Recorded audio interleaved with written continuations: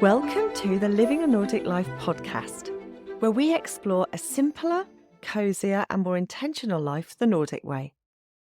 I'm Fiona McKenna, your Nordic living guide and founder of Living a Nordic Life, where I share all things Nordic living and show you that a Nordic life is the way to bring intentional calm and healthy habits into your own life, wherever you are in the world. Are you looking for ways to bring simplicity, coziness and calm into your life? Well, let me show you how.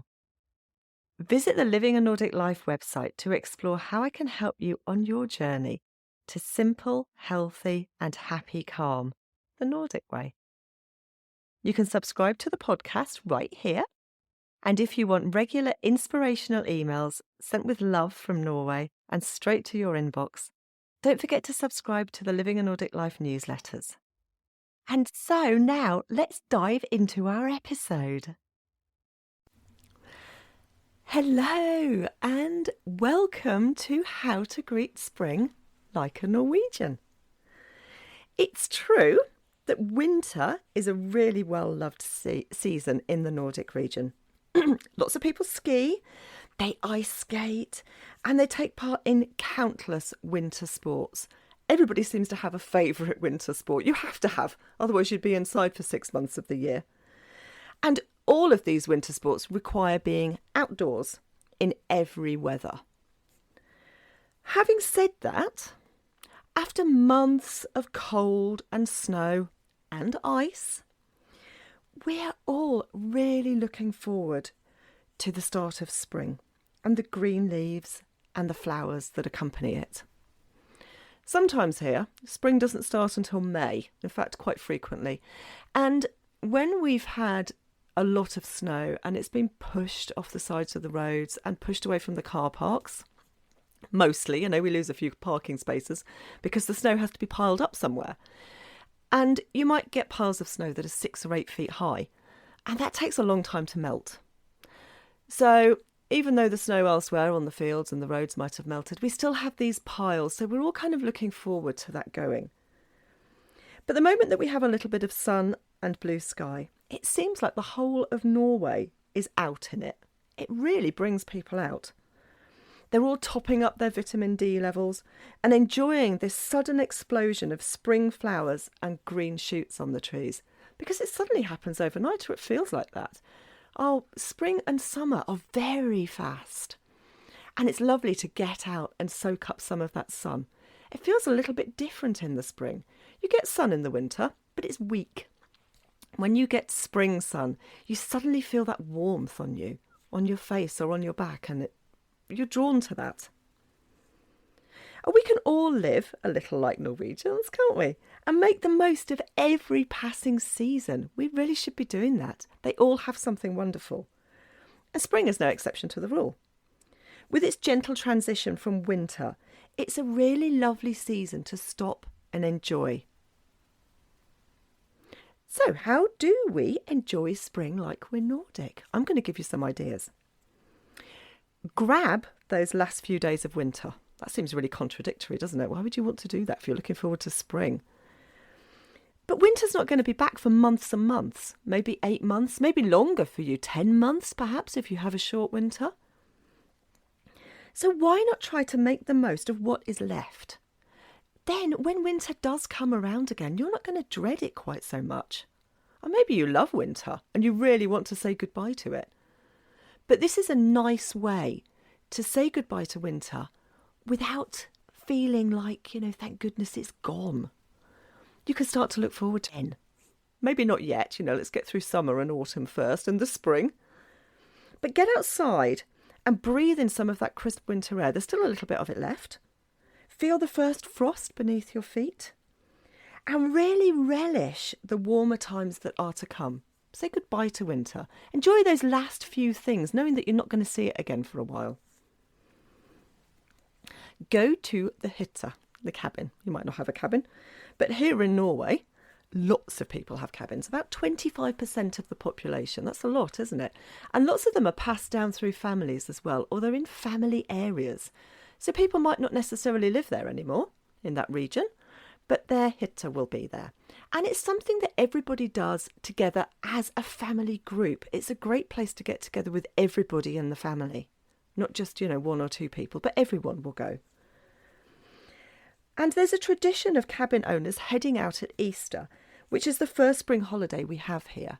And a lot of that is to do with the cabins themselves, because we do have some really beautiful, very expensive state-of-the-art cabins here.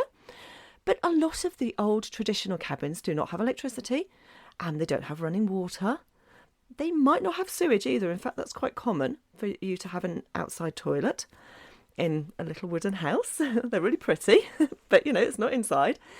And no mobile data, for example, no access to the phone.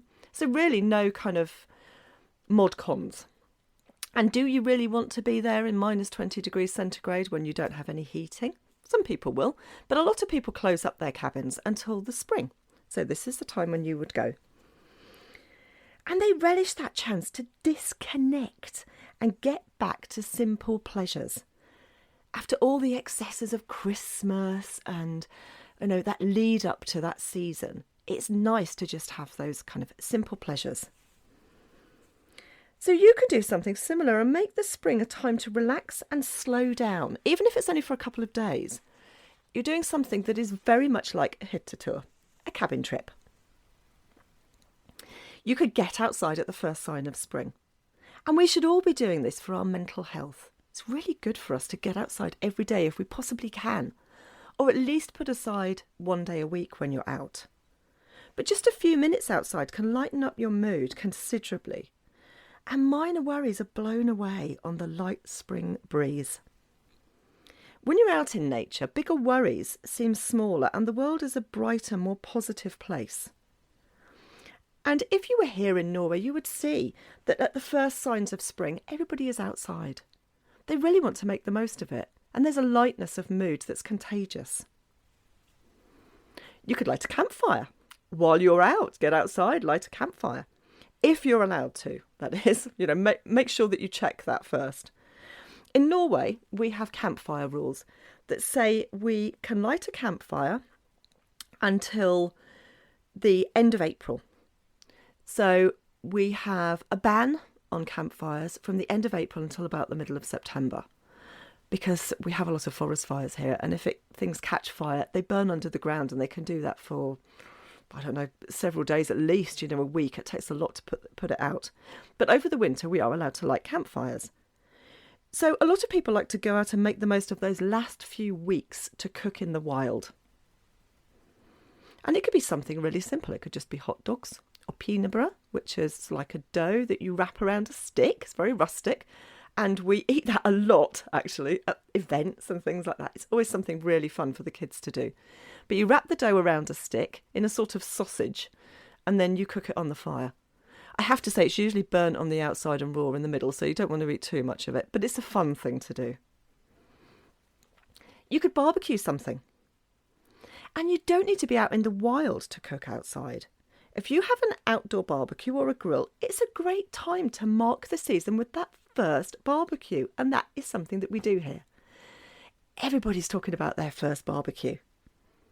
And nothing quite beats that smell of cooking outside to put you in the mood for spring and summer ahead. I have to say, I have been known to dig our barbecue out of the snow. We have, at the time we didn't have, but we have now a barbecue patio. It's just a little one that has a cover over it, but it's really convenient. And it's easy to dig the snow away from the barbecue. But in the past, it got to about the 9th of April, and I really wanted to barbecue. And we had a lot of snow. It was a good 3 feet high, I suppose, over the whole garden. And I managed to dig my way a path to the barbecue and then dig around the barbecue, which was still outside. It was covered up. But I did it, and we barbecued in the snow because I wanted to celebrate the coming of spring. You could start planning your next party outside. And it might surprise some people, but for all their reserve, Norwegians really love to party, and it starts in the spring. And after the limitations that we had over, the C word throughout, a couple of years, everybody wants to make the most of it. And The afternoon parties stretch into the evenings, and easy days are spent with extended family in the garden. Maybe just enjoying some coffee and cakes, but certainly getting outside if we possibly can. And most of our parties in the summer will be outside. Weather permitting, you could hike somewhere. And not every hike has to be 20 miles. I've said this before, actually. In fact, I say this a lot. Even a short hike is great. But if you get away from the roads, if you can do that, and out into the woods or the fields, I'm assuming that you live somewhere rural and you might not, but even into a park, we can really appreciate the green and the spring colours that surround us. You start to notice things, don't you? And you hear the birds. There's a lot of bird song in the spring. It's lovely. So if you can get into somewhere where there are trees, you're going to hear the birds singing. A hike is also a chance to make it something special. And I try to do this as much as I can. We rarely go out on a hike without a flask of something, usually something hot as well, unless the weather's really warm. Although I do still like to take a coffee with me, I have to say. And a favourite snack. And it gives you a chance to mark the middle of the hike and stop, sit down, just take a moment, look around you, appreciate everything, and make the most of being outside. You could get out in the garden, if you have a garden, or a park nearby, or just anywhere outside, even onto your doorstep. Why not? It doesn't have to be an expedition up the nearest mountain to really enjoy what is happening in nature right under your nose. Take a stroll in your local park, or wander around your garden, and take a moment to absorb the slow and gentle signs of spring that are happening around you. We rush past, don't we, too often, without stopping to look. Even simple flowers like dandelions and other yellow flowers, which seem to be the first things to come up, don't they? It's nice to appreciate that. And that takes me on to something else that I've noticed since living here in Norway that people love to do. They really like to enjoy some spring flowers. And here there are lots of rules about what can and can't be picked. That's pretty much the same over the whole of Europe. And that's for good reason. We want to protect these rarest of our beautiful plants. But there are also flowers that are common enough to withstand being picked in moderation. And for us, it's the white wood anemone, Hvitveis. They come up in this amazing profusion in April and May. The forests are completely covered in white. These beautiful little white flowers. They don't last very long inside. They maybe last a couple of days, but it's a nice thing to pick if you can. You know, it's safe to do that. But people really love to go out and look for these flowers. And you will see people out on hikes taking pictures of the first ones that they've seen, or blåveis, which are similar. They look similar, but actually it's a different plant. And we're not allowed to pick those at all. And they like to take pictures of them and post them on Facebook and in these Facebook groups to say that they've seen the first ones. And you'll see people gathered around and you'll be like, what are they looking at? Is there something interesting there? And it is. It'll be one of these beautiful blue flowers. And they'll be taking pictures of it and really making the most of it. And that for us is that first sign of spring. So I hope this offers you a little inspiration to enjoy those last few days of winter, as odd as that sounds, but that's important. And the exciting anticipation of spring to come. Get out and make the most of those last few days of winter and those first few days of spring, that precious moment. Might only be a week or maybe 2 weeks where that transition happens. And I'll see you in the next episode. If you've enjoyed this episode, please subscribe to the Living a Nordic Life newsletters so you can get an email when I release a new episode. It's a quick and easy way to keep up with all things Nordic living. Please visit livinganordiclife.com. You can listen to Living a Nordic Life on lots of podcast apps, including Spotify, Apple Podcast, Google Podcasts, and plenty of others. If you've enjoyed the Living a Nordic Life podcast, why not leave me a rating? So that's the end of Living a Nordic Life for today, and I look forward to seeing you next time.